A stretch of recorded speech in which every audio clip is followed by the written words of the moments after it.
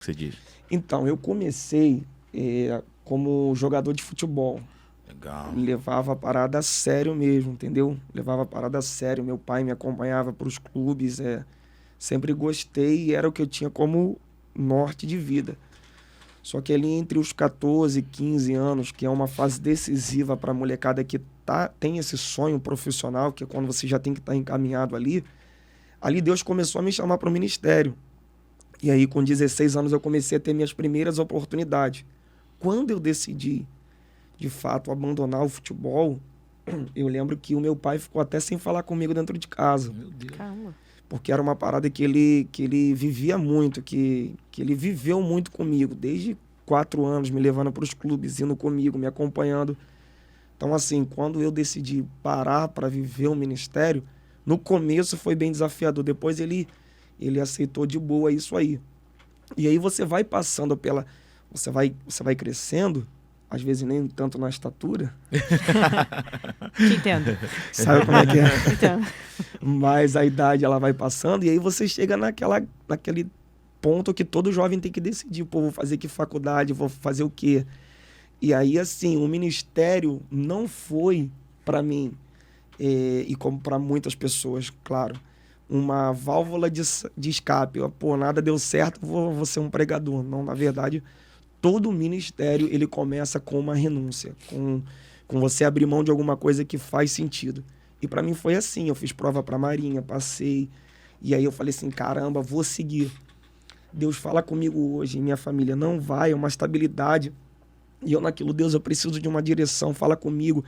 Eu me lembro que era de sábado para domingo. Cara, Deus não falou nada comigo, não tive um sonho espiritual, não tive nada. E aí eu falei assim, não, beleza, domingo de manhã eu dava aula para os adolescentes da minha igreja. Falei, na segunda-feira eu tinha que me apresentar lá para o teste físico. Eu falei, pô, eu vou. Deus não falou nada comigo. E aí eu fui para a igreja, chegou lá, acabei de dar aula. Quando eu tô indo para o culto lá de cima, que tinha um culto, quando eu tô indo para lá, o que acontece? Uma irmã, aquelas irmãs lá do coque, aquelas irmãzinhas do coque, do saião. A antena. Wi-Fi da... Falou pra minha mãe, pô, preciso falar com o Yuri, onde é que ele tá? E aí ela me encontrou, ela falou assim, essa madrugada Deus nem deixou eu dormir direito, só vinha você na minha mente, eu tive um sonho com você, e nesse sonho você tava de terno e gravata com uma mala na mão, e você viajava de um lugar para o outro pregando a palavra de Deus. E aquilo ali era a confirmação que eu precisava. Então eu Nem fez. nem fui, passei na prova e nem fui pro teste físico. Caramba. Mas a gente, como jovem, a gente tem esse conflito, porque é aquilo que eu falei. A promessa para vir foi aqui, mas o cumprimento foi aqui. E nesse espaço de tempo, cara, é muito desafiador você acreditar numa parada que não te traz retorno, entendeu? Viver pela fé. E aí eu falei assim, não é possível, isso aqui não é para mim. Aí eu enganjei, aí eu fiz um concurso público para guarda, porque na época eu acreditava que a flexibilidade da escala me daria possibilidade de estar no altar. E aí eu fiz a prova, fiz o teste físico, passei nos dois, e aí quando era para eu ir para me apresentar para os exames médicos, se eu não me engano, eu também desisti. E aí foi uma série de conflitos. Para eu chegar a viver disso foi muito desafiador, que eu sempre tive uma mente empreendedora.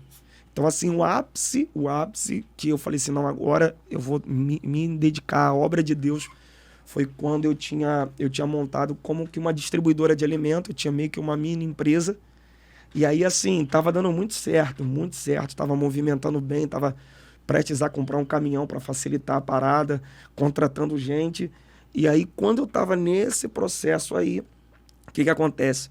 Eu sofri um acidente seríssimo com a minha noiva de carro, na época a minha noiva, hoje minha esposa, sofri um acidente com ela, e aí travou o para-brisa, quebrou todo do carro, a gente estava indo para um casamento, a gente nem conseguiu chegar na cerimônia, chegou já no final da festa, foi mó rolo, o cara tava bêbado, a gente teve que ir pra delegacia, mano, mó loucura. E aí, assim, no dia seguinte, era final de semana, no primeiro dia útil, na segunda-feira, eu levei o carro para trocar o para-brisa. Aí troquei.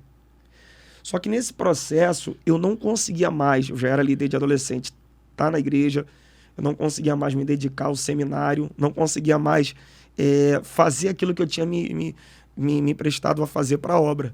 E aí, o que acontece? Na mesma semana, ou na outra semana, eu não lembro, eu sofri um outro acidente. 2 motoqueiros chapados bateram de novo no... Pô, quebrou. Não, Sentido, tranquilo, fica à vontade. Bateu de novo no carro e quebrou de novo o para-brisa. Eita. Aí eu fui na mesma loja. Quando eu cheguei na loja, o cara olhou pra mim, interessante, falou assim, cara, eu vou te falar uma parada, tu deve estar amaldiçoado. Meu Deus. O cara não era nem crente, ele falou, tu deve estar amaldiçoado. Eu falei, por quê? Ele falou, cara, as pessoas passam a vida inteira, troca de carro e não troca o para-brisa do carro, aquele espelho grande da frente. É o principal. E tu em um mês, cara, já veio aqui 2 vezes, tu tá fazendo alguma coisa que tá desagradando a Deus. O cara pregou pra você. Mano, tem noção? Quando o cara falou isso pra mim, eu falei, sabe quando a ficha cai? Eu falei, cara, eu tô insistindo numa parada que Deus não quer, eu virei um Jonas. Aonde eu tô indo tá tudo afundando. Eu falei, não, chega. E aí eu fiz um propósito com Deus, entreguei tudo, falei, Deus tá no teu altar. E aí eu tava numa campanha de oração de madrugada, Deus usou uma irmã e disse, é isso, eu vou te usar, vou te levantar, isso em 2014. Vou te usar, vou te levantar. E aí quando eu entreguei a liderança dos adolescentes da minha igreja lá, que eu liderava a sede, a Assembleia de Deus da Ilha, a DIG, pastor Eliseu Menezes de Oliveira, quando eu entreguei a sede, aí eu comecei a viver um ministério itinerante, pregando, saindo para as igrejas, me dedicando integralmente a isso. Caramba.